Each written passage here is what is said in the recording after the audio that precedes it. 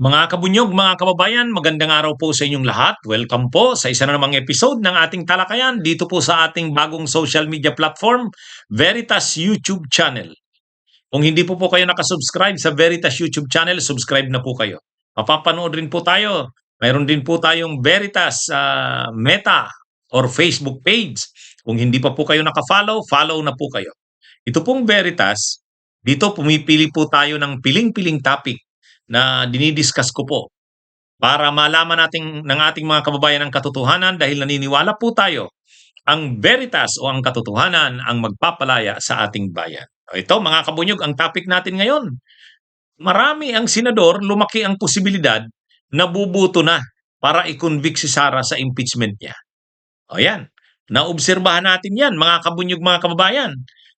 Iba na ang sitwasyon ngayon kaysa noon. Noon, kahit nag-proceed yung trial, nag-proceed yung trial, marami ang nagsasabi, hindi makukonvict si Sara Duterte.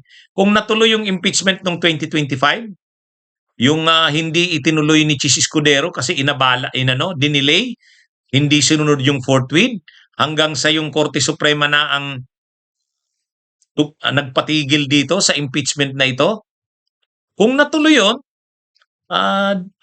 mahirap makonvict si Sara noon. Kasi 2/3 yung kailangan na boto, hindi naman simple majority. Parang ang 2/3 noon, 16 ba? 16? Oh.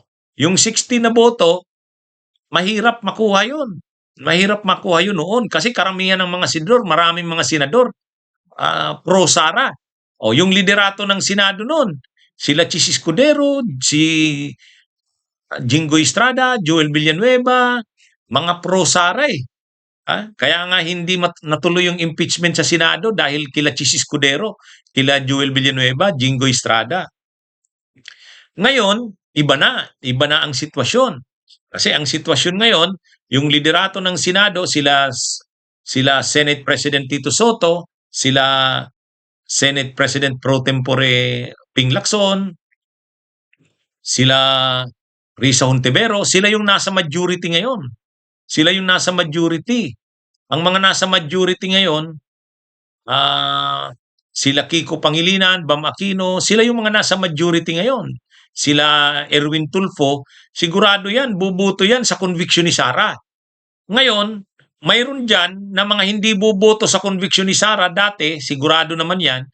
Halimbawa sila Chis Escudero, Joel Villanueva, Jinggoy Estrada, sila Bato de la Rosa, sila Bongo, pero marami silang kinakaharap ngayong problema.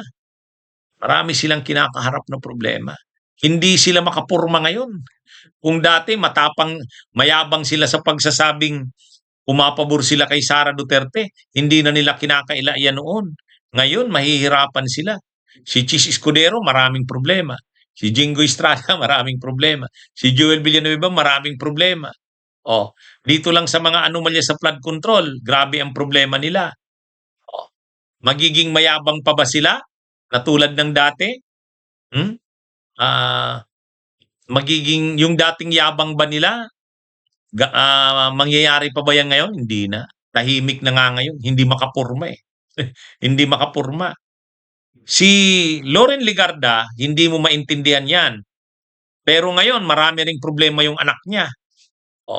Yung penalty na 24 billion, maraming maraming binabantang kasuhan yung kanyang anak.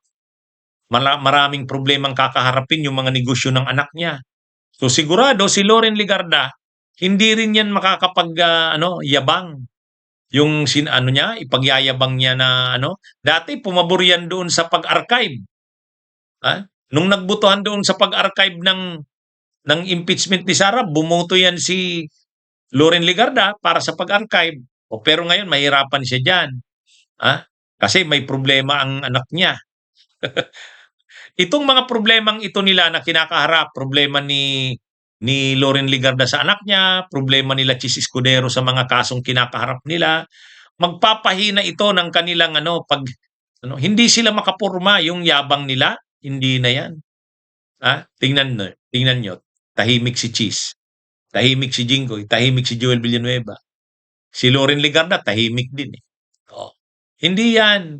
Iba na ang sitwasyon ngayon. Yung dating yabang nila na maiingay sila, ah, mayayabang sila, hindi na ngayon. At ang isa pa, marami sa kanila na hindi nga makakabuto 'yan. 'Pag lumabas na yung arrest warrant ni Bato galing sa ICC, wala na 'yan. Hindi na 'yan makakabuto. Hindi ka naman puwedeng makaboto na nagtatago ka. Oh, si Bongo 'pag lumabas din ang arrest warrant niyan, oh, problema na rin 'yan. Kaya mas ano ngayon, yung sitwasyon ngayon ay pabor. Yung sitwasyon ngayon ay pabor. Ang importante lang makalusot sa Kamara yung impeachment ni Sara. Once na makalusot sa Kamara yung impeachment ni Sara, makarating sa Senado, malaki ang posibilidad na makukonvict si Sara diyan. Kasi mayroon diyang mga sulid na talagang para sa conviction ni Sara 'yan. Sila Risa, sila Lacson, si Risa, si Kiko, si Bam, sila Erwin Tulfo, 'yan, mga ano na 'yan, Raffy Tulfo, sigurado na 'yan. Sigurado na 'yan. Si Tito Soto, 'yan. Si Lacson mahahatak na rin 'yan. Si Loren Legarda dahil maraming problema. Kung dati sumuporta 'yan sa pag-archive, hindi bumuto 'yan kasama nila Lacson at sila Soto. Ngayon magpipwersa na siyang sumama diyan. At marami diyan hindi makakaboto kasi matuloy yan magtatago si Bato o baka isurrender na yan sa ICC. Si Bongo hindi rin makapurma. Nakikita nyo, tahimik ngayon si Bongo. Hmm. Ang magiging matibay lang diyan na talagang mananatiling si Aimee, sila Marcoleta, si Ruben Padilla. Yan siguro si ang magkakapatid na Bilyar. Ang magkapatid na Bilyar, marami rin silang problema. Pag marami kasing problema, dahil maraming mga kinakaharap na mga kaso, anomalya, hindi sila makapurma, hindi sila makapagyabang. Yan ang sigurado diyan. Kaya iba na yung sitwasyon ngayon. Ang kailangan lang talagang gawin ng Kamara, ipalusot sa kanila itong impeachment, makarating sa Senado. Once na makarating sa Senado, nagsabi na si Senate President Soto, magsisimula kaagad ang trial, forthwith. Oh, ano yan yun ang commitment niya. Sabi niya, ang isang bagay ang masisigurado niya. Pag nakarating sa Senado ang impeachment, kaagad-agad magsisimula ang trial.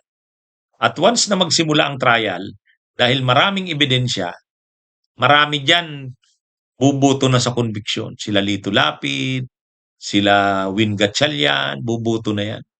Si JB Ejercito, buboto na yan. Buboto na yan kasi makikita nila yung mga ebidensya. Ah, ah, yung magkapatid na Bilyar, dahil marami silang problema, hindi makapurma yan. Si Loren Legarda, hindi makapurma yan. Itong sila Chis Escudero, hindi makapurma yan. Kaya marami ngayon ang senador na lumaki ang posibleng bumoto para i-convict si Sara sa impeachment niya. Ano yan? Ha? Itong ating pagtingin na ito, mayroon itong pinagbabatayan, hindi ito hula-hula lang. Naiba ngayon yung hugis naiba yung hugis ngayon. Saka yung presidente ngayon, hindi na siya kontra sa impeachment ni Sara. Malaking bagay yan sa mga senador. May mga senador kasi hindi bumuboto sa impeachment ni Sara kasi ang presidente naman daw, hindi naman daw nagsabi na suportado niya yung impeachment na yan. Ngayon, lininaw yan ni Yussi Claire Castro. Ang presidente, ang gusto lang, sundin daw yung proseso. At kung ano yung ginawa sa flood control na may investigasyon, binigyan ng pagkakataong magdepensa, ganun din daw ang gawin. O ganun lang naman ang lininaw. Pero kung tuloy ba ang impeachment o hindi, suportado ngayon ang impeachment. Naiba yan. Naiba yan. Wala yan dati. Kaya lalo pa makakadagdag yan yung mga undecided dyan ng mga senador tulad ni Lito Lapid, ni Juan Gatchalian. Mas posible nang yan, bumuto na yan sa conviction ni Sara. Kaya malaki yung posibilidad. Basta lang makarating sa Senado, malaki na ang posibilidad makakakuha ng boto para sa conviction ni Sara Duterte. Ha? Yan ang nakikita natin. Okay, mga kabunyong mga kababayan, magandang araw sa inyong lahat. Mabuhay po tayo.